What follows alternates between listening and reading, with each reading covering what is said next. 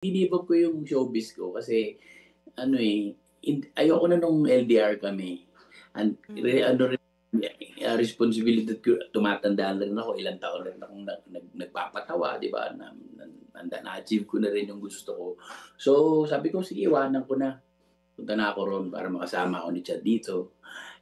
Nabigyan naman ako ng opportunity na, 'di ba, iniwan ko yung showbiz pero dito gano'n pa rin, nagtatrabaho ako. So, natuwa ako kasi 'di ba nabigyan ako ng panahon para mas makasama ko yung asawa ko. At the same time mapagpatuloy ko yung career ko rito at, nadadala ko yung pangalan ng ano, ng pagiging Pilipino mo na pupunta ka sa ibang bansa. Mm. Alam niyo naman yung mga material ko dati. Ngayon, dahil Kristiyano na ako, Mm. binabago ko yung ano, binabago ko yung genre, yung hindi na ako nagmumura.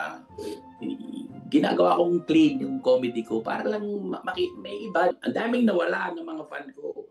Baduy mo Oh. na, baduy mo nung nag-mainstream ka, baduy mo na, yan na. Pero hindi, gusto nila yung kulit ko, eh.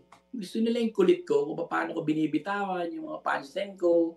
Katulad nung 'di ba yung kay John Lloyd, yung "Napanaginipan kita kagabi." Kasi mahilig ako sa gano'n, yung mga impromptu. Kailangan gustuhin mong mangyari. Gusto kong maging malinis yung comedy ko, kaya naman, eh, 'di ba?